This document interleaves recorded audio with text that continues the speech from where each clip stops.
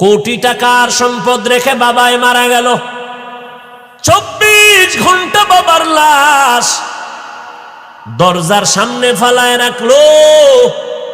দুইটা বড় বড় সন্তান বাবার লাশটা দাফনের চিন্তাও করে না। 24টা ঘন্টা হয়ে গেল, সবাই দোনো ভাই ঝগড়া লাগাইলো বাবার সম্পদ ভাগাভাগি নিয়া। বাবার লাশটা দাফনের সময় পায় নাই, 24 ঘন্টা চলে গেছে। এমন কুলাঙ্গারের বাবা হইয়া কি লাভ? এমন কুলাঙ্গার জন্ম দিয়া কি লাভ হবে বলো? মদিনার নবী বলেন, ও সন্তানের মা বাবা, সন্তানটারে তুমি 7 বছরে নামাজের মুসাল্লায় দাঁড় করাও। 7 বছরে কেন বললেন? ছোট থেকে যদি কন্ট্রোল করতে না পারো, বড় হলে আর কন্ট্রোলে আসবে না। আর সন্তানের জ্বালা বড় কঠিন জ্বালা। সারা দুনিয়ার বাদশা বানাইলেও শান্তি নাই যদি সন্তান বাবারে আব্বা বলে সম্মান না করে। সারা দুনিয়াবাসী পাও মুসাইয়া দিলে কি লাভ হবে? স্ত্রী যদি স্বামী বলিয়া সম্মান না করে, সন্তান যদি বাবা বলে সম্মান না করে। এজন্য বললাম, অভাব ছাড়া কোনো মানুষ নাই। তুলনামূলক গরিবের তুলনায় বড় লোকরা বেশি অভাবী। সাহায্য চাইতেই হবে, তবে কার থেকে নিব? যার 3টা দুর্বলতা নাই। 1 নাম্বার, যার পেছনে টান নাই। দ্বিতীয়, যার অভাব নাই। তৃতীয় হলো যার কোনো স্বার্থ নাই। এবার নজর করে দেখবেন, এই জমিনের মধ্যে স্বার্থবিহীন কোনো মানুষ আসেনি? আছে? হ্যাঁ, আমি 2 জন পাইছিলাম। স্বার্থ নাই এরকম 2টা লোক পাইলাম জমিনের মধ্যে। এক, আমার আব্বা জান, আমার আম্মা জান। এই 2 জন, এদের কোনো স্বার্থ নাই। কলিজা দিয়া সন্তানের পেছনে জীবনটা বিলায় দেয়। আব্বা আম্মা স্বার্থ ছাড়া সন্তানরে বেশি মহব্বত করে। কিন্তু এই কথাটাও 100 বলা যাবে না, কারণ এই কোতোয়ালি থানার ডায়েরি তালাশ করলে টের পাবেন কত সন্তানেরা মা বাবার বিরুদ্ধে মামলা করেছে, কত মা বাবা সন্তানের বিরুদ্ধে মামলা করেছে। আবার এই সোনার বাংলার মধ্যে কত মা বাবা সন্তানের জবাই করেছে, কত সন্তান মা বাবারে জবাই করেছে। এই প্রমাণ আপনাদের জানা আছে না নাই? তাহলে ক্লিয়ার হয়ে গেলাম, দুনিয়াতে স্বার্থ ছাড়া কোনো মানুষ নাই। এইবার নজর করে দেখব, অভাব ছাড়া কোনো মানুষ নাই, পেছনে টান ছাড়া কোনো মানুষ নাই। একমাত্র যার অভাব নাই, একমাত্র যার পেছনে টান নাই, একমাত্র যার কোনো স্বার্থ নাই, তিনি একজনই আছেন, আমার খালেক, তিনি আমার আল্লাহ। আল্লাহর পেছনে টান আসেনি? সমাজের লোকেরা ধরবেনি আল্লাহ 5 লাখ দিয়া যাও, মাইয়া বলা আসেনি আল্লাহর। তাহলে আল্লাহকে পেছনে টানার কেউ নাই। নাম্বার 2, আমার আল্লাহর কোনো অভাব নাই। নাম্বার 3, আমার আল্লাহর কোনো স্বার্থ নাই। আমার আল্লাহ যদি একটু স্বার্থপর হইতেন, তাহলে যারা আমার আল্লাহর দেওয়া জমিনে থাকিয়া, আল্লাহর দেওয়া সূর্যের আলো চাঁদের আলো পাইয়া, জমিনের ফসল খাইয়া, গাছের ফল খাইয়া আল্লাহর সাথে বেঈমানি করে, আল্লাহ ওদেরকে ঘুমের ঘরে চেহারাটা কুকুরের মতো বানাইয়া দিতে। আল্লাহ দিছেন, কেন দেন নাই? অন্য নবীর উম্মতের চেহারা তো কুকুরের মতো, বানরের মতো বানাইয়া দিছেন, আমাদেরটা দেন নাই কেন? তোরা মুহাম্মদের উম্মত নাইলে বানাইয়া দিতাম। ওয়ালাকাদ কাররামনা বানি আদম وحملناهم في البر والبحر ورزقناهم من الطيبات وفضلناهم على كثير ممن خلقنا تفضيلا। বনি আদম বড় দামি, বনি আদমের মতো শ্রেষ্ঠ সম্মান দিয়া আল্লাহ আর কাউকে সৃষ্টি করেন নাই। আল্লাহ বলেন, এরে মানুষ, তোমাদের সম্মানকে দুনিয়াতে সুপ্রতিষ্ঠিত রাখার জন্য আমি রব্বুল আলামিন জমিনের মধ্যে চলার মতো উত্তম বাহনের আয়োজন করে দিছে।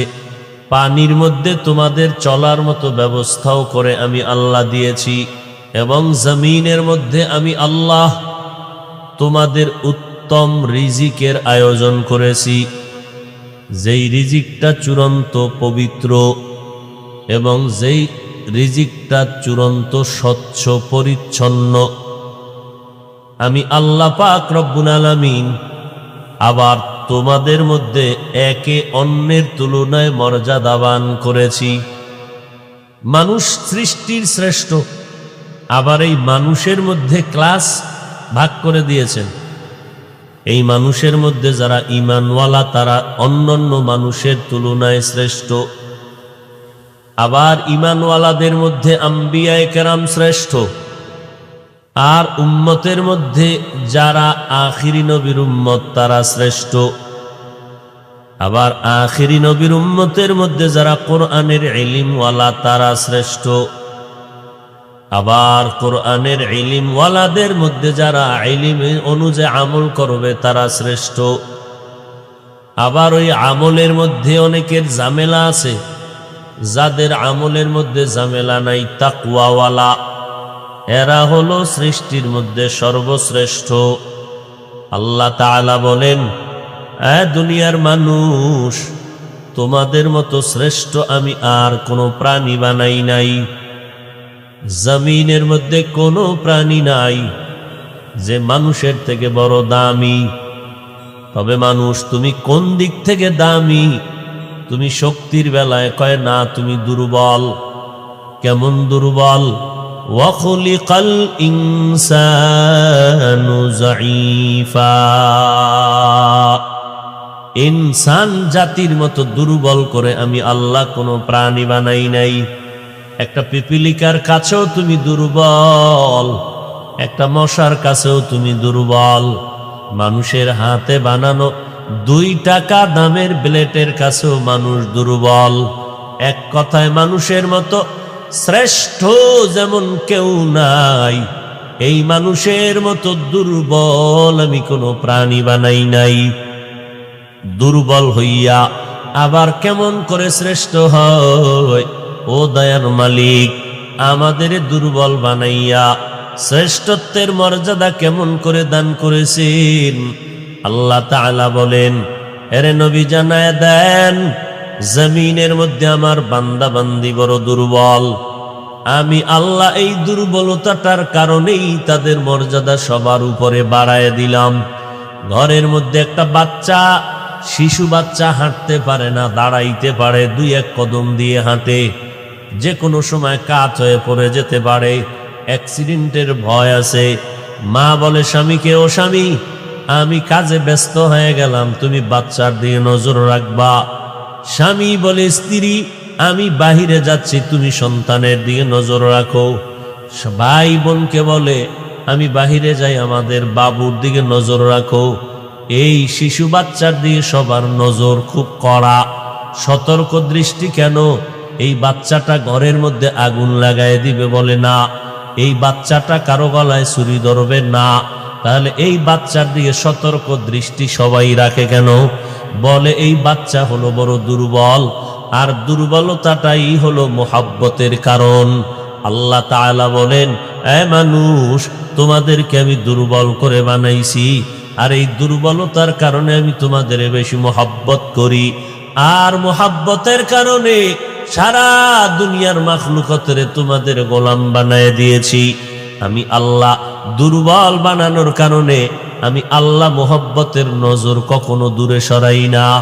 আমার নবী আমার খাস বান্দাদের নজর দূরে সরাই না। উম্মতেরে, আমার বান্দাগুলো বড় দুর্বল, এই বান্দাগুলোকে জান্নাতের পথে নেওয়ার জন্য আমি আল্লাহ নবী পাঠায় দিলাম। আমি আল্লাহ সিদ্দিকিন, শুহাদা, সালিহিন পাঠায় দিলাম। আমার বান্দা দুর্বল বান্দাগুলোকে বুঝাইয়া এরপরে মানুষগুলোকে জান্নাতের পথ দেখাবে, জান্নাতের পথে আগাইয়া নিবে। আল্লাহ বলেন, এরে মানুষ, তুমি এতটাই বড় দুর্বল, আমি আল্লাহ তোমাকে এত দুর্বল করে সৃষ্টি করেছি, তুমি খানার বেলায় বড় দুর্বল, ঘুমের বেলায় বড় দুর্বল, তুমি বান্দা চলাফেরার বেলায় বড় দুর্বল, মেধার বেলায় তুমি দুর্বল। এই জমিনে নজর করে দেখো, আমাদের মতো দুর্বল কোনো প্রাণী নাই। এই জমিনের মধ্যে ঢাকা চিড়িয়াখানায় লেখা আছে একটা বাঘের দৈনিক খানা 17 কেজি গোশত দৈনিক। দুনিয়ার কোনো মানুষ 3 বেলায় 17 কেজি খেতে পারবে না।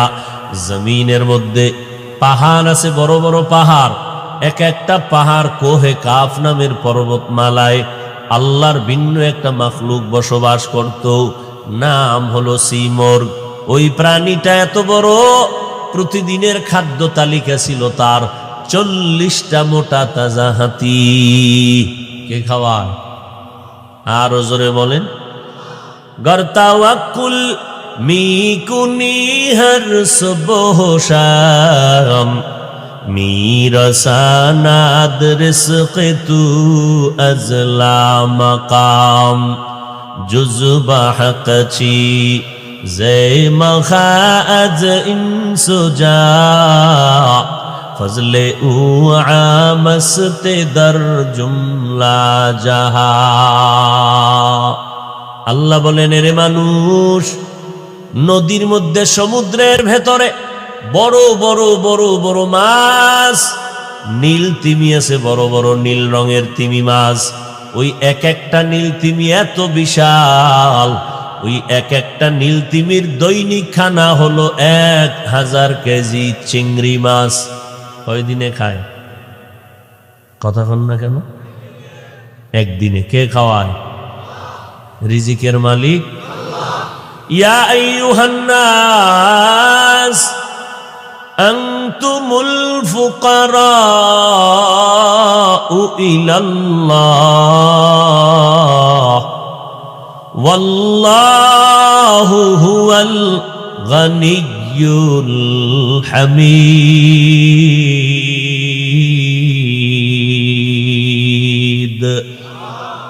গরতাওয়াক্কুল মিকুনি হর সুবহ শাম, মিরসানাদ রিজক তু আজলা মাকাম। একটা গর্তের পিপিলিকা পর্যন্ত না খাইয়া মরে না। সকালবেলা ডানা মালিয়া পাখি উড়তে থাকে খোলা আকাশের মধ্যে উড়িয়া, সন্ধ্যাবেলা বাচ্চার খানা নিয়ে বাসায় হাজির, নিজের পেটটাও ভরে ফেলল। একটা প্রাণীও না খাইয়া মরে না। জঙ্গলের মধ্যে হাজারো প্রাণী, কেউ না খাইয়া মরে না। মানুষ এত দামি, এই মানুষ কেন খানায় কষ্ট পায়? এই মানুষ কেন খানার জন্য এত মামলা হামলা করে? আল্লাহর মাখলুকাতের মধ্যে মানুষ হলো বড় দামি। ওই প্রাণী যারা জঙ্গলে, এরা দামি না, এরপরে এরা এত আরামে খানা খায় কিভাবে? খানা পাই নাই বলে কোনোদিন তো আন্দোলন করে নাই। মানুষ কেন আন্দোলন করে? নদীর মাছ না খাইয়া মরে না, কারণটা কি? ওরা আমার আল্লাহর দেওয়া ডিউটি যথাযথ পালন করে। এই জন্য ওদের যা পাওনা আল্লাহ দিতেছেন সময় মতো। আমরা মানব জাতি আল্লাহর দেওয়া পাওনা ডিউটি আমরা করি না। এই জন্য আমাদের আল্লাহর দেওয়ার পাওনা থেকে আমরা অনেক সময় বঞ্চিত হয়ে যাই। আল্লাহর দেওয়া ডিউটি আমরা মোটেও করি না। যাও টুকটাক করি, তাও হক আদায় করে করি না। আল্লাহ বলেন, তোমরা বড় দুর্বল, মেধার বেলায় দুর্বল, আমরা খানার বেলায় দুর্বল, ঘুমের বেলায় বড় দুর্বল, আমরা চলার বেলায় বড় দুর্বল। এই জমিনে আমাদের মতো দুর্বল কোনো প্রাণী নাই। আল্লাহ পাক বলেন, এরে মানুষ, এই দুর্বলতা নিয়ে তুমি একা একা জান্নাতের পথে চলতে পারবা না। আর এই দুনিয়ার জমিনের মধ্যে যেখানে থেকে তুমি জান্নাতের ফসল উৎপাদন করবা, ওই জমিনটাও বড়, পরিবেশ বড় খারাপ। দুনিয়ার জমিনের মধ্যে তুমি যেখানেই চোখ লাগাও, ডানে গুনাহ, বামে গুনাহ, সামনে পেছনে গুনাহ আর গুনাহ।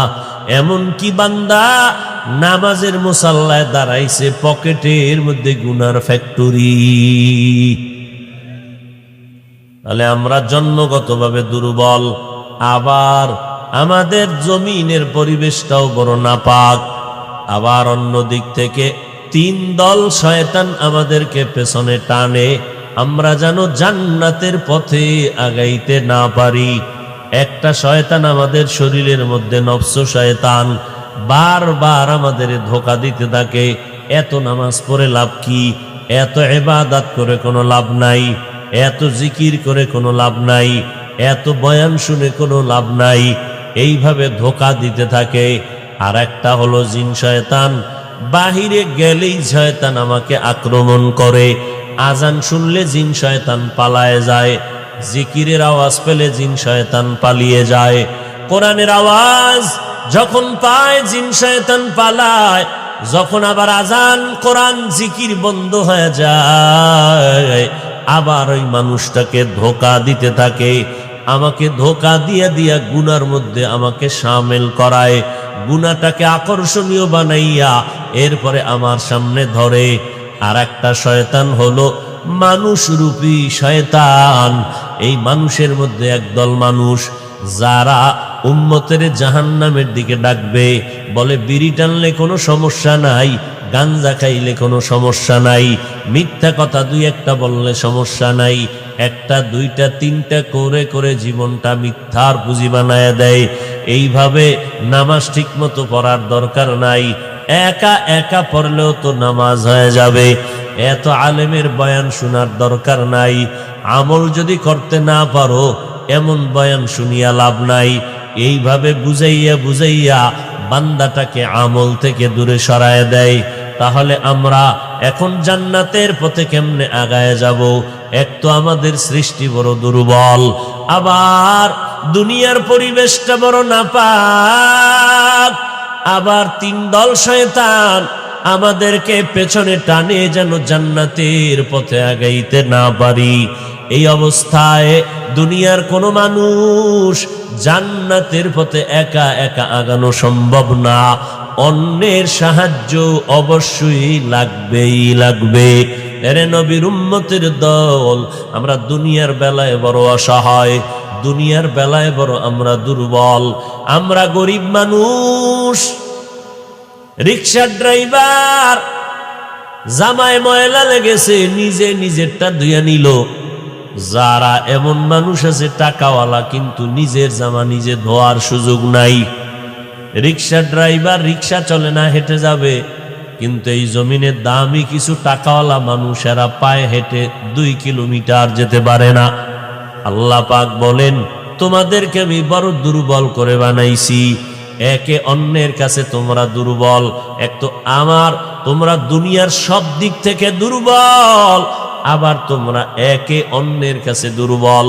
আমি বয়ানের লাইনে বয়ান করি, কিন্তু এই বয়ানের লাইনে আমি বাহাদুরি করে যদি ঘরের মধ্যে ঘুমায় যাই, চাউলের দোকানওয়ালা চাল আমার ঘরে পৌঁছাইয়া দিবে, ডালওয়ালা ডাল আমার ঘরে পৌঁছায় দিবে, কারণ আমি দেশের মধ্যে বয়ান করি না।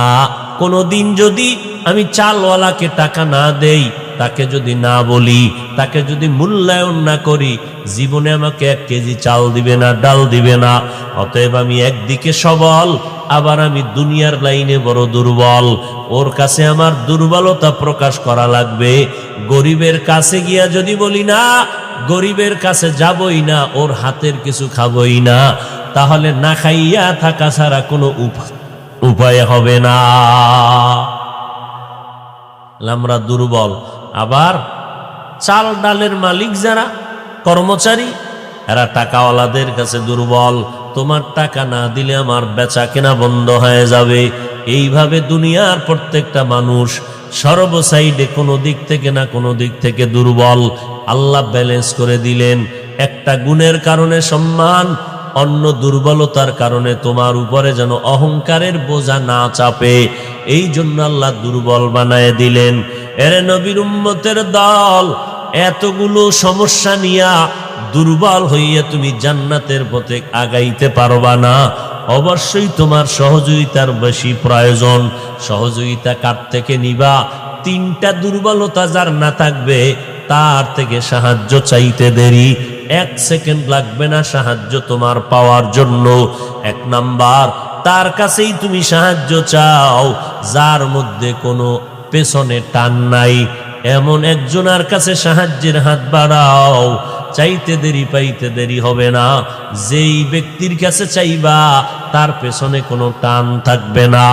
এবার একটু মেধা খাটাইয়া নজর করে দেখব এই জমিনের মধ্যে এমন কোন আল্লাহর আশিক আছে নাকি যার কোনো পেছনের ভেতরে টান নাই। আমার পেছনে টান, আমার সন্তান আমারে ডাকে আসো, আমার মনের আশা পূরণ করে দাও, টাকা দাও, কাপড় দাও। আমার মা বাবা আমাকে পেছনে টানে, আমার ভাই ব্রাদারেরা টানে, আমার পরিচিত পরিজনরা টানে, আমার আপনজনেরা পেছনে টানে, আমার স্ত্রী আমাকে পেছনে টানে, সবাই আমাকে পেছন দিকে টানে। আমি যত সামনে আগাইতে চাই ততই আমাকে পেছনে টানা হয়। আমি যতই কামাই করি দেই দেই দেই, এরপরও বলে হয় না। যতই দেই এরপরও বলে পাইলাম না, খাইলাম না। তাহলে আমার পেছনের টান ছাড়া আমি চলতে পারি না। এবার আপনি যদি চিন্তা করেন জমিনের মধ্যে এমন একটা মানুষ আপনি পাবেন কিনা যেই মানুষটা বলবে আমার পেছনে কোনো টান নাই, আমি স্বয়ং সম্পূর্ণ হয়ে আছি, আমি একাই আমি সামনে আগায় যেতে পারবো, আমার পেছন দিকে কেউ টানবে না। যদি বলে আমার মা নাই, বাবা নাই, বোন নাই, সন্তান নাই, স্ত্রী নাই, আমি একা, তোমার সমাজের মানুষ তোমার পেছনে টানবে। তোমার এত টাকা, তুমি একা একা, তোমার টাকা তো ছেলে সব টাকায় মসজিদে দাও, মাদ্রাসায় দাও, স্কুল বানাও, কলেজ বানাও।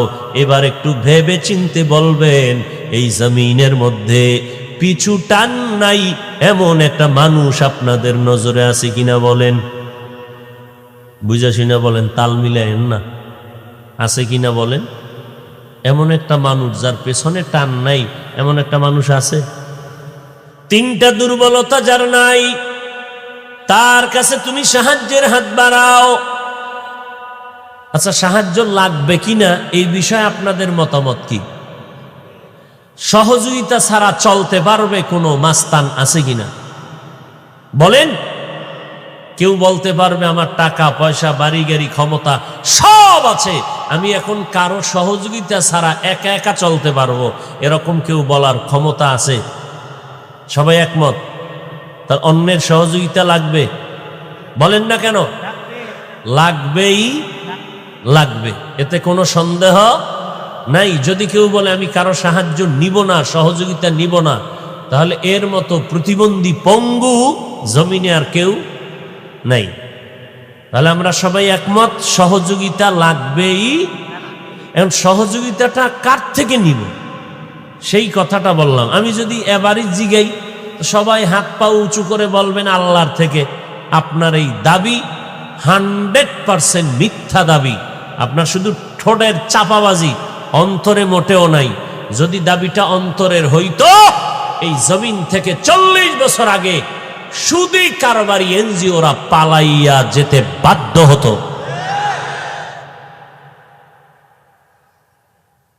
তাহলে আপনি যে বলেন, আমি যদি জিজ্ঞাসা করি সাহায্য কার থেকে আপনি নিবেন, ফট করে বলবেন আল্লাহর থেকে। আল্লাহর থেকে আপনি সাহায্য নিছেন কবে? একদল যারা আল্লাহ মানে না এগত চিন্তাই নেই, আর একদল যারা আল্লাহ মানে এরা আল্লাহর থেকে চায় না, এরা চায় মাজারে, এরা চায় কবরে, এরা চায় কোনো ব্যক্তির কাছে। এই জন্য বললাম আপনার মেধার থেকে সিদ্ধান্ত নিতে হবে কঠিনভাবে। অন্যের সাহায্য ছাড়া চলার উপায় নাই। তবে এখন কার থেকে সাহায্য নিবা? তিনটা দুর্বলতা যার নাই তার কাছে হাত বিছাও, চাইতে দেরি পাইতে দেরি না। এক নাম্বার, পিছু টান যার নাই। দুনিয়াতে নজর করে দেখলাম এমন একটা মানুষ নাই যার পেছনে টান নাই। দুনিয়ার সব মানুষ পেছনে টানওয়ালা।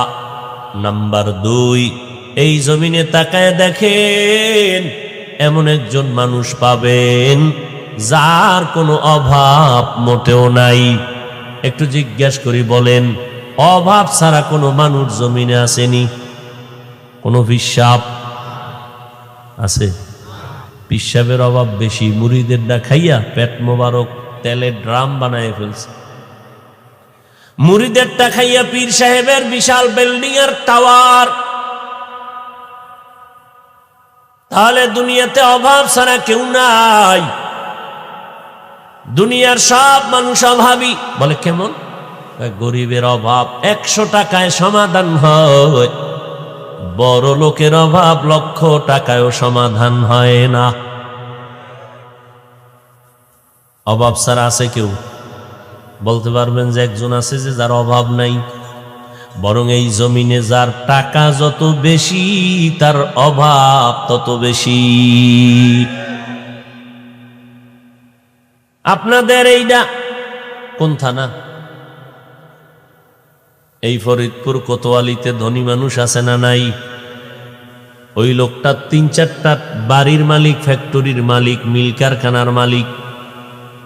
এরপরও বলবে, দাবি করে আমার মতো বড় কেউ নাই, টাকাওয়ালা কেউ নাই। কিন্তু তার অভাবটা, তার এই অভাব আর এই বাহাদুরি জেলা গেলে টিকবে না, রাজধানীতে গেলে টিকবে না। রাজধানীর বাহাদুরের বাহাদুরি ইন্ডিয়ায় গেলে টিকবে না। ইন্ডিয়ার টাকাওয়ালা বাহাদুরের বাহাদুরি আমেরিকায় টিকবে না। আমেরিকার বাহাদুরের বাহাদুরি রাশিয়ায় টিকবে না। সারা দুনিয়ার বাহাদুরেরাও যত বাহাদুরি করবে, এক জায়গায় আমার মালিক আল্লাহর দরবারে টিকবে না। দুনিয়ার সবাই অভাবী, তুলনামূলক বড় লোকেরা বেশি অভাবী। আমাকে গরিব লাগে না, কথার কথা। আমি আলু ভর্তা দিয়া ভাত খাবো, কাজ কইরা আলু সিদ্ধ করব, কাজ করব, রান্না করব। বড় লোকের খানা কাজের লোকেরা পাকাইয়া না দিলে আর খানা হবে না, রোজা রাখা লাগবে না খাইয়া। গরিবেরা যদি বলে আমরা বড় লোকের কাজ করব না, বড় লোক এক কদম চলতে পারবে না। কারণ ড্রাইভার কোনো বড় লোক হবে না, গরিব হবে ড্রাইভার। খানাটা পাকাইয়া দেয় গরিব, বাথরুমটা পরিষ্কার করে দেয় গরিব, জুতা 2টা মুছিয়া দেয় তাও গরিব কাজের লোকেরা। ছেলেটার জন্য ফ্ল্যাট লেখা দিল বাবায়, মাইয়ারে ফ্ল্যাট লেখা দিল, স্ত্রীর নামে লেখা দিল। এইবার বাবায় মরণপন্ন হয়ে গেল অল্প বয়সে। কি ব্যাপার? এখন ছেলে জিগায় না, মেয়ে জিজ্ঞাসা করে না, কেউ খবর নেয় না। কারণ আমার পুঁজি সব আমি তাদের দিয়ে দিছি নাম লেখাইয়া। এই রকম কিছু তার সেরা বাবা বুদ্ধিহীন, যারা উপযুক্ত সন্তানকে সময়ের আগেই সব কিছু দিয়ে দেয় আবেগে, শেষ পর্যন্ত বিছানায় কান্না করে করে মরিয়া যায়, দেখার মতো কোনো সন্তান কাছে পায় না। এরকম আবেগওয়ালা বড় লোকরা আছে না? আপনাদের জানা না থাকলে আমরা তো আর দলিল ছাড়া ওয়াজ করি না, বহু প্রমাণ আছে আমাদের হাতে। বড় লোক, টাকার অভাব নাই, পয়সার অভাব নাই, ছেলেরা পারে না জুতা মারে। সমস্যা, ছেলেরে অল্প বয়সে কোটি কোটি টাকার মালিক বানায় দিছে, ছেলে হয়ে গেছে বেপরোয়া। এখন আর কন্ট্রোল করতে পারে না। এখন ছেলে কন্ট্রোল করে বাবারে, উল্টা পাল্টা করলেই মাইর। সোনার বাংলার কথা শোনাচ্ছি, অন্য কোন দেশের না, যে সন্তান বাবারে মারে, মাকে মারে, হাত দিয়ে মারে, লাথি মারে। সোনার বাংলার ইতিহাস। শব্দ সন্তানের, বাপ মার মোটেও দোষ নাই। কথা কয় না? হ্যাঁ, এরে আব্বা জান, মদিনার নবী বলে গেছেন, সন্তানের 7 বছর যখন হবে নামাজের মুসাল্লায় দাঁড় করাও। কই আমরা এত বড় আলেম হওয়ার পরে এখনো সুযোগ পাইলে চেষ্টা করি বাবার জুতাটা মুইসা দেওয়ার জন্য। এখানে একজন বড় লোক পারলে দাঁড়ায় বলবেন, মোহাব্বতে কোনো ঝগড়া নাই। আপনি আজকে বাসায় গিয়ে যদি বলেন, ছেলে তোরে ডেইলি আমি 1 লাখ করে টাকা দিব। কেন আব্বা? কারণ কি? তোর একটা কাম অল্প মাত্র 1 মিনিট। কি বাবা? আমার জুতা 2টা মুইসা দিবি। একজন বড় লোক বলতে পারবেন, সন্তান 1 লাখ টাকা ডেইলি পাওয়ার লোভে আপনার জুতা মুইসা দিবে প্রতিদিন? আছে এরকম সন্তান জন্ম দিতে পারছেন? ওরে আপনার সন্তানকে টাকা দিবেন কেন? আর যেই সন্তান টাকায় রাজি হবে ওটা কেমন বদমাশ জানেননি? ও 1 লাখ টাকা নিয়ে 10,000 টাকায় আর একটা কর্মচারী রেখে দেবে, তুই 10,000 টাকা নিবি, আব্বার জুতাটা মুছে দিবি। এমন কুলাঙ্গার জন্ম দিছেন না, আর বাহাদুরি করেন যে আমার ছেলে এই পাশ সেই পাশ, তোমারে সালাম দেয়নি, না দিলে তুমি কিসের সন্তানের বাহাদুরি করো।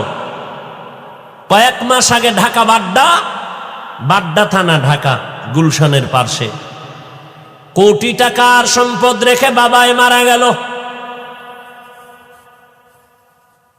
24 ঘন্টা বাবার লাশ দরজার সামনে ফালায় রাখলো। 2টা বড় বড় সন্তান বাবার লাশটা দাফনের চিন্তাও করে না। 24টা ঘন্টা হয়ে গেল, সবাই দোনো ভাই ঝগড়া লাগাইলো বাবার সম্পদ ভাগাভাগি নিয়া। বাবার লাশটা দাফনের সময় পায় নাই, 24 ঘন্টা চলে গেছে। এমন কুলাঙ্গারের বাবা হইয়া কি লাভ? এমন কুলাঙ্গার জন্ম দিয়া কি লাভ হবে বলো? মদিনার নবী বলেন, ও সন্তানের মা বাবা, সন্তানটারে তুমি 7 বছরে নামাজের মুসাল্লায় দাঁড় করাও। 7 বছরে কেন বললেন? ছোট থেকে যদি কন্ট্রোল করতে না পারো, বড় হলে আর কন্ট্রোলে আসবে না। আর সন্তানের জ্বালা বড় কঠিন জ্বালা। সারা দুনিয়ার বাদশা বানাইলেও শান্তি নাই যদি সন্তান বাবারে আব্বা বলে সম্মান না করে। সারা দুনিয়াবাসী পাও মুসাইয়া দিলে কি লাভ হবে? স্ত্রী যদি স্বামী বলিয়া সম্মান না করে, সন্তান যদি বাবা বলে সম্মান না করে। এজন্য বললাম, অভাব ছাড়া কোনো মানুষ নাই। তুলনামূলক গরিবের তুলনায় বড় লোকরা বেশি অভাবী। কথা বুঝাইতে পারছি? তাহলে অভাব ছাড়া আছে কেউ? কথা বলেন, নাই। নাম্বার 3, সাহায্য চাইতেই হবে, তবে কার থেকে নিব? যার 3টা দুর্বলতা নাই। 1 নাম্বার যার পেছনে টান নাই, 2য় যার অভাব নাই, 3য় হলো যার কোনো স্বার্থ নাই। এবার নজর করে দেখবেন, এই জমিনের মধ্যে স্বার্থবিহীন কোনো মানুষ আসেনি? আছে? হ্যাঁ, আমি 2 জন পাইছিলাম। স্বার্থ নাই এরকম 2টা লোক পাইলাম জমিনের মধ্যে।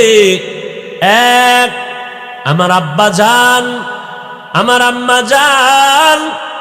এই 2 জন, এদের কোনো স্বার্থ নাই। কলিজা দিয়া সন্তানের পেছনে জীবনটা বিলায় দেয়। আব্বা আম্মা স্বার্থ ছাড়া সন্তানরে বেশি মহব্বত করে। কিন্তু এই কথাটাও 100 বলা যাবে না, কারণ এই কোতোয়ালি থানার ডায়েরি তালাশ করলে টের পাবেন কত সন্তানেরা মা বাবার বিরুদ্ধে মামলা করেছে, কত মা বাবা সন্তানের বিরুদ্ধে মামলা করেছে। আবার এই সোনার বাংলার মধ্যে কত মা বাবা সন্তানের জবাই করেছে, কত সন্তান মা বাবারে জবাই করেছে। এই প্রমাণ আপনাদের জানা আছে না নাই? তাহলে ক্লিয়ার হয়ে গেলাম, দুনিয়াতে স্বার্থ ছাড়া কোনো মানুষ নাই। এইবার নজর করে দেখব, অভাব ছাড়া কোনো মানুষ নাই, পেছনে টান ছাড়া কোনো মানুষ নাই। একমাত্র যার অভাব নাই, একমাত্র যার পেছনে টান নাই, একমাত্র যার কোনো স্বার্থ নাই, তিনি একজনই আছেন, আমার খালেক, তিনি আমার আল্লাহ। আল্লাহর পেছনে টান আসেনি? সমাজের লোকেরা ধরবেনি, আল্লাহ 5 লাখ দিয়া যাও, মাইয়া বলা আসেনি আল্লাহর। তাহলে আল্লাহকে পেছনে টানার কেউ নাই। নাম্বার 2, আমার আল্লাহর কোনো অভাব নাই। নাম্বার 3, আমার আল্লাহর কোনো স্বার্থ নাই। আমার আল্লাহ যদি একটু স্বার্থপর হইতেন, তাহলে যারা আমার আল্লাহর দেওয়া জমিনে থাকিয়া, আল্লাহর দেওয়া সূর্যের আলো চাঁদের আলো পাইয়া, জমিনের ফসল খাইয়া, গাছের ফল খাইয়া আল্লাহর সাথে বেঈমানি করে, আল্লাহ ওদেরকে ঘুমের ঘরে চেহারাটা কুকুরের মতো বানাইয়া দিতে। আল্লাহ দিছেন, কেন দেন নাই? অন্য নবীর উম্মতের চেহারা তো কুকুরের মতো, বানরের মতো বানাইয়া দিছেন, আমাদেরটা দেন নাই কেন? তোরা মুহাম্মদের উম্মত নাইলে বানাইয়া দিতাম। কার উম্মত?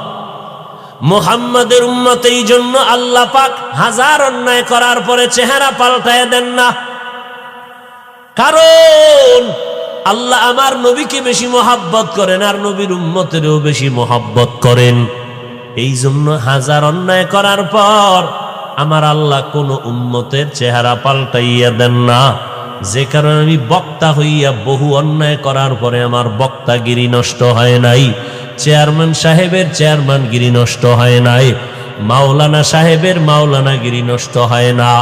এই জমিনের মধ্যে দাঁড়াইয়া মাওলানা নামের টাইটেল লাগাইয়া কত মাওলানারা কয়, ইদানিং শোনা যায় বলে ১৫০০ বছর পর্যন্ত যেই কোরআন শরীফের মধ্যে কোনো ভুল পাওয়া যায় নাই, কত বড় বড় বেঈমানেরা অপচেষ্টা করলো, একটা ভুল বের করতে তো পারে নাই, বরং মাথা নত করে কালেমা পড়ে মুসলমান হলো।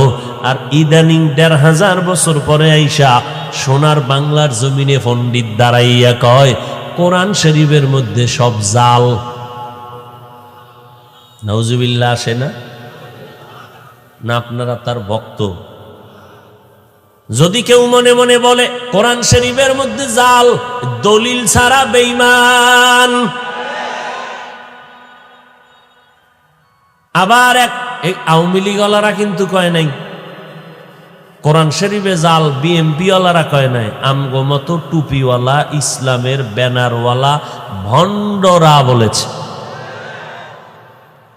আর এক টুপিওয়ালা মাওলানা, আমার মতো লুঙ্গি পরা মাওলানা না, অনেক দামি টাইটেলওয়ালা মাওলানা, বাংলার জমিনে দাঁড়ায় কয় নবীরা অন্যায় করেছেন, আল্লাহ নবীদেরকে দিয়া অন্যায় করাইছেন। আবারও আসতে বলেন, নবীরা অন্যায় করছে এই কথায় একমত? যদি কেউ চুপ থাকো তুমিও বেঈমান। ওই হুজুরে বলার কারণে বেঈমান, আর তুমি হুজুরকে মনে মনে মোহাব্বত করার কারণে বেঈমান। সব বিষয়ে ধৈর্য ধারা, চুপ থাকা এটা ঈমানের আলামত না। আব্বা মা ওস্তাদ পীর গোষ্ঠী সুদ্ধা যদি খারাপ বলো, চেষ্টা করব ধৈর্য ধারণ করার, কিন্তু ইসলাম কোরআন হাদিস নবী নিয়ে কথা বলবা, মন্তব্য করবা, খারাপ এক বিন্দু রক্ত তোমার বিরুদ্ধে আন্দোলনে শেষ পর্যন্ত ময়দানে থাকবে।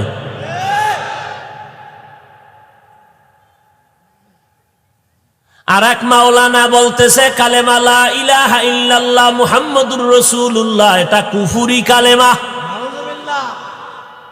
এটি আমি বানায় কই, তোমাকে ফেসবুক শরীফে দেখো না, ফেসবুকের গোলামেরা সারা রাত্র ইউটিউবের মোরাকাবা করো, কি দেখো? দেখো না ইউটিউবের মধ্যে তোমার কোন হজরতেরা কি কয়। আবার একদল বলতেছে টুপিওয়ালা কোরআন শরীফের অর্থ যদি না জানো পরে লাভ নাই। তার মানে জীবনে যারা কোরআনের অর্থ জানবি না তোরা কোরআন পড়বি না। কারণ অথচ মদিনার নবী বলেন কোরআন বুঝো আর না বুঝো, পারো আর না পারো, মোহাব্বত করিয়া আল্লাহর কালাম মনে করিয়া যদি জিহ্বা নাড়াইয়া পড়ো, আলিফ লাম মিম, নবী কয় সাথে সাথে আমল নামায় 30টা নেক লেখা হবে। শুধু কি তাই, আমি তেলাওয়াত করব আর আপনারা চুপ করে শুনবেন, আমি যেই সওয়াব পাবো আপনারা সমান সওয়াব পেয়ে যাবেন। আমি তেলাওয়াত করছি, আপনি শুনছেন, অর্থ জানেন না, আপনার আব্বাও জানে না, সওয়াব হবে না? অতএব যারা নবীর বিরুদ্ধে, সাহাবায়ে কেরামের বিরুদ্ধে, ওমরে ফারুকের বলে বেদাতি, ওই এই রকম উল্টা পাল্টা যারা বলবে এদেরকে ভালো করে চিহ্নিত করে নাও। এরা ওলামা যদি লাগায়, আলেম যদি লাগায়, ঠিক আছে সে আলেম, তবে নবীর হাদিস মতে সে ভণ্ড আহলে বাতিল। মনে থাকবে, আল্লাহ বুঝার তৌফিক দান করেন। এই কথাগুলো কি আমার ব্যক্তিগত স্বার্থে বলছি? এরে নবীর উম্মতের দল, এই জমিনে স্বার্থ ছাড়া কোনো মানুষ নাই। একজন আছেন আমার আল্লাহ, যার কোনো স্বার্থ নাই, যার কোনো অভাব নাই। অতএব এবার সিদ্ধান্ত দুইটা, এক নম্বরে সাহায্য লাগবেই। এবার দ্বিতীয় সিদ্ধান্ত, সাহায্য কার থেকে নিব? একমাত্র কার থেকে? আর কারো কাছে সাহায্য চাইলে পাবেন? এ পর্যন্ত পাওয়া যায় নাই, যা পাইছেন চোখের পানি 3 গুণ গেছি গা। কথা বলেন না কেন? চাইছেন 50,000, পাইছেন 20,000, মাঝখানের হাতে হাদিয়া গেছে অর্ধেক। মাঝখানে কিছু বরকতি হাত পড়ে না, সব শেষ। তাহলে দুনিয়াতে স্বার্থ ছাড়া কেউ নাই, একমাত্র আল্লাহর কাছে চাও। আচ্ছা, আমার নবীর থেকে দামি কোন পিসাব আসেনি? বলেন, আমার নবীর সহযোগিতা সাহায্য 63 বছরে কোনো কিছুর প্রয়োজন হলে নবী কার কাছে গিয়া চাইতেন? নবী যদি আল্লাহর কাছে চাইতে পারেন, আপনার চাইতে সমস্যা কেন? কয় আমারে আল্লাহর পছন্দ হয় না, না হয় আল্লাহ দিতে পারেন না। আবার কেউ কয় না চাই ঠিক হয়, কিন্তু আল্লাহ দেয় না, তো এই জন্য চাওয়া বাদ দিয়ে দিস। অনেক চাইছি, দেয় না। হ্যাঁ, আপনি চেয়ারম্যান সাহেব আইসে আপনার এলাকায়, আপনি সালাম না দিয়ে চেয়ারম্যান সাহেব চিনেন নি? আমারে কয় না। চিনেন আর না চেনেন দরকার নেই, 1 লাখ টাকা দেবেন সূর্য ডুবার আগে, নাইলে আপনার খবর আছে। চেয়ারম্যান টাকা দেবে না, জুতা দেবে। কথা কন। সাহায্য নেওয়ার নিয়ম নাই। কথা বলেন না কেন? আপনার স্কুলের জন্য 1 লাখ টাকা লাগবে, চেয়ারম্যান সাহেব দিবে। এটা কি রাস্তায় খাড়ায় চাইলে দিবে? নিয়ম আছে না নাই? দুনিয়ার মানুষের থেকে নেওয়ার যদি নিয়ম থাকে, আল্লাহটা নিয়ম থাকবে না কেন? আল্লাহ বলে, বান্দা চাওয়ার মতো চাইলে কসম, আমি জাতের কসম আমি দিব। তবে 2 পদ্ধতি, 2টা জিনিসের মাধ্যমে চাও। 1 নম্বরে ধৈর্য, 2 নম্বরে হলো নামাজ। এখানে কত আশেকে রসুল বয়া রয়েছেন, কি নুরানি চেহারা। ফজর ভরেন নাই, জহুর ভরেন নাই, আসর ভরেন নাই, মাগরিব ভরেন নাই। মোনাজাতের ঘরে মাইকে বলা হবে বসেন, আজান হবে, নামাজটা পড়ে যাবেন। 4 ভাগের 3.5 ভাগ নাই। আবার কি কয়, নামাজ না পড়লেও দিল পরিষ্কার। আর মদিনার নবী বলে, যারা নামাজ পড়ে না এরা পৃথিবীর নিকৃষ্ট চোর। মুমিনার বেঈমানের মধ্যে ব্যবধান নামাজ। বেঈমানেরা নামাজ পড়ে না, মুমিনেরা নামাজ ছাড়ে না। নামাজ কয় ওয়াক্ত? প্রতিদিন না জুমার দিন?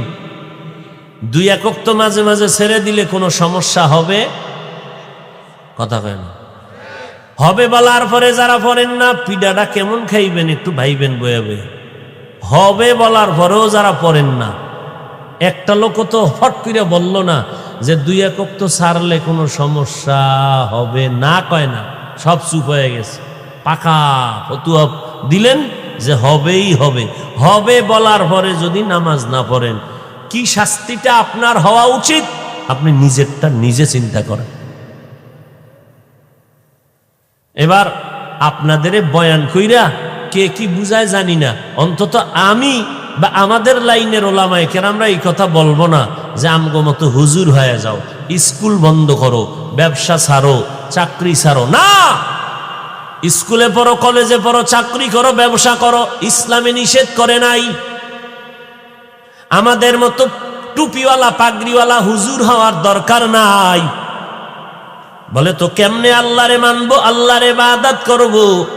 বলে আপনার মতো স্কুলে পড়ে, কলেজে পড়ে, 5 বেলার নামাজি, মিথ্যা কথা বলবা না, আছে না নাই? তারপর হুজুর বাদ দাও, তোমার লাইনের মানুষটা যদি নামাজ পড়ে তুমি পারো না কেন? ফিডা রেডি তোমার জন্য, ওইটারই আল্লাহ দাঁড় করায় বলবে, ও পারলো তুই পারলি না কেন বল। ও বান্দা, তোমার মতো নজর করো, র্যাব, আর্মি, পুলিশ, বিডিআরের চাকরি করে 1 বেলার নামাজ বাদ দেয় না? নাই। তুমি কেন পারবা না? তোমার বিবেকটা কি নষ্ট করে ফেলছো? তোমার মতো গোলাম রাস্তায় গাড়ি চালায়, ড্রাইভারি করে, নামাজ বাদ দেয় না, তুমি কেন পারো না? তোমার উপরে বুঝি আল্লাহ বেজার, মা বাবার অভিশাপ লাইগা গেল না কিরে বাবা? তোমার মতো যুবক নদীর মধ্যে মাছ ধরে, কৃষি কাজ করে, গামছা বিছাইয়া জমিনে নামাজ পড়ে, এক বেলার নামাজও বাদ দেয় না। কোটি টাকার মালিক, হারাম খায় না, নামাজ ছাড়ে না, অভাব নাই, ব্যবসা করে, চাকরি করে, 5 বেলার নামাজি অভাব নাই, চেয়ারম্যান, মেম্বার, ওসি, ডিসিএসপি, এরপরে উকিল, ব্যারিস্টার, 5 বেলার নামাজ পড়ে, প্রফেসর, ইঞ্জিনিয়ার, নামাজি, ডাক্তার, অভাব নাই। তুমি কেন পারবা না? আমার মন বলে আল্লাহ তোমার উপরে বেজার, আর তোমার মা বাবার অভিশাপ তোমার কপালে লেগে আছে। না হয় তোমার এত বয়ানের পরেও কেন তোমার দিলটা নরম হয় না? মোনাজাত সবাই ধরে, তোমার চোখে কেন পানি আসে না রে বাবা? তোমার ডানে বামে কত যুবকের কান্নার আওয়াজ, তোমার কেন কান্না আসে না? কি ভেবেছো কয়দিন আর বাহাদুরি করবি? এরে নবীর আশিক, কই গেল ঢাকা যমুনা গ্রুপের মালিক, কোটি কোটি হাজার লক্ষ কোটি টাকার মালিক, করোনায় যখন ধরিয়াই ফেললো, বলে ওই ডাক্তারেরা কত হাজার কোটি টাকা চাও, নেও, আমারে বাঁচাইয়া দাও। দুনিয়ার সব টাকা দিতেও রাজি হইল, দুনিয়ার কোন ডাক্তার তারে বাঁচাইতে পারলো না। আজকে সব পড়ে আছে, যমুনার মালিক জমিনের মধ্যে বেঁচে নাই। সাদা 3টা কাফনের প্যাকেট বানাইয়া ওই মাটির গর্ভে রাইখা তার আপনজনের এখন সেই বাবার টাকা দিয়া গুনার কাজের মাস্তানি করে। কয়েকদিন আগে তুফান হইছে না? তুফান কি নাম? চিত্রাং নামের তুফান চললো।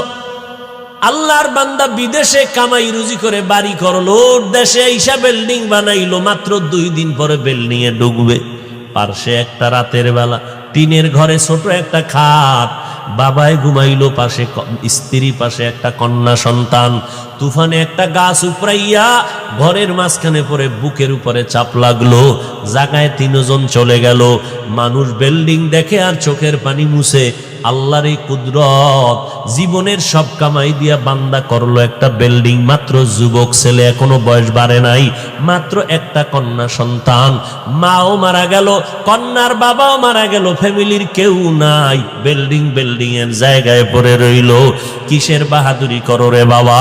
যতই তুমি টাকার বাহাদুরি করো, ক্ষমতার বাহাদুরি করো, নমরুদ, হামান, কারুন, সাদ্দাত, ফেরাউনের মতো হতে পারবা না। কই নমরুদ, কই ফেরাউন, কই সাদ্দাত, এক এক করে সব দুনিয়ার থেকে চলিয়া গেল। অতএব বান্দা, ব্যবসা করা নিষেধ না, চাকরি করা নিষেধ না, টাকা কামাই করা নিষেধ না। কারণ ওসমান রাদিয়াল্লাহু তাআলা আনহু কত বড় ধনী ছিলেন, সারা জিন্দেগি বয়ান করলে শেষ করা যাবে না। কত বড় ধনী ওসমান, অথচ সেই ওসমানকে আমার নবী বলেন, আমার কন্যা 2টা দিলাম, থাকলে আরো একটা দিতাম। ও নবীর উম্মতির দল, ওসমান গনি এত বড় ধনী, নবী বলেন জান্নাতের মধ্যে সব নবীর একজন বন্ধু হবে, আর আমি মুহাম্মদের জান্নাতি বন্ধু হবে আমার ওসমান। ধনী হওয়া নিষেধ না, গাঞ্জা খাওয়া নিষেধ, মদ খাওয়া নিষেধ, জুলুম করা নিষেধ, গালি দেওয়া নিষেধ, অন্যের হক নষ্ট করা নিষেধ। ধনী হওয়া নিষেধ না, বান্দার হক নষ্ট করা নিষেধ। যদি করে, মরার পরে না, মরার আগে পঙ্গু হইয়া মরতে হবে। রসুলের হাদিস। 2টা গুনাহ আছে এমন, যেই গুনাহ করলেই শাস্তি দুনিয়ায়, মরার পর না আগে? আগে। 1 নাম্বার গুনাহ হলো যারা মা বাবার সাথে বেয়াদবি করবে, এদের শাস্তি মরণের আগে দুনিয়ায় হবে। আর যারা অন্যের উপরে জুলুম করবে, এই জুলুমের শাস্তি দুনিয়াতেই আল্লাহ দিয়ে দিবেন। ও নবীর উম্মতের দল, আল্লাহর কাছে তওবা করা ছাড়া পথ নাই। আমার আল্লাহ কত দয়াময়। আল্লাহ বলে, বান্দা, পাহাড় সম পরিমাণ যদি অন্যায় করো, আমার কাছে মাথা নত করে তওবা কর। আল্লাহ তোমার জিন্দেগির বাইরে চলবো না, নামাজ ছাড়বো না, বেপরদায় চলবো না, চাকরি করি, ব্যবসা করি, লেখাপড়া করি, কিন্তু আল্লাহর বিরুদ্ধে যাব না, নবীর তরিকার বাইরে যাব না, 5 বেলার নামাজ আর ছাড়বো না, মা বাবার দোয়া নিয়ে চলবো, নবীর তরিকা মেনে চলবো, আল্লাহর মোহাব্বত নিয়ে চলবো, আল্লাহর মোহাব্বত নিয়ে 5 বেলার নামাজ পড়বো, ওলামায়ে কেরামের পরামর্শ নিয়ে চলবো। ও আল্লাহর বান্দারা, গলায় ছুরি আসলে মরিয়া যাব। হায়াতের মালিক আল্লাহ, ইজ্জতের মালিক আল্লাহ, রিজিকের মালিক আল্লাহ। আর কোনোদিন আল্লাহর বাহিরে যাব না, নবীর তরিকার বিরুদ্ধে যাব না, মা বাবারে কষ্ট দিব না, ওলামায়ে কেরামের বিরোধিতা করে গুনাহগার হব না, এবং দেশ ও জাতির বিরুদ্ধে কোনো ষড়যন্ত্র করব না। সবার কপালে তওবা নসিব হবে না, কারণ 13টা বছর আমার মায়ার নবী আবু জাহালকে বয়ান করলো, আবু জাহাল তওবা করলো না। এই রকম শক্ত অন্তরওয়ালা জমিনের মধ্যে কিছু মানুষ থাকবে, কোনো বয়ানে তাদের দিলটা নরম হবে না, এরা উল্টা দিকে চলতেই থাকবে। বলবে নামাজ না পড়লে কোনো সমস্যা নাই, রোজা না রাখলে সমস্যা নাই, জিকির না করলে সমস্যা নাই। এইভাবে বলে বলে বান্দা নিজের কপালটাকে পুড়ে ফেলবে। আর এর মধ্যেও যদি দুই একজন আল্লাহর গোলাম দিলটা নরম করে তওবা করে আর বলে, হে মালিক, আর জীবনে অন্যায় করব না, কোন দিন জানি মরণের ডাক আসিয়া পড়ে, আজকে থেকে তওবা করে নিলাম, জীবনটা গেল আর নামাজ ছাড়ব না, মা বাবারে কষ্ট দিব না, উলামায়ে কেরামের বিরুদ্ধে যাব না, দেশ ও জাতির বিরুদ্ধে ষড়যন্ত্র করব না, নবীর তরিকা নিয়ে জীবনটা চালাবো।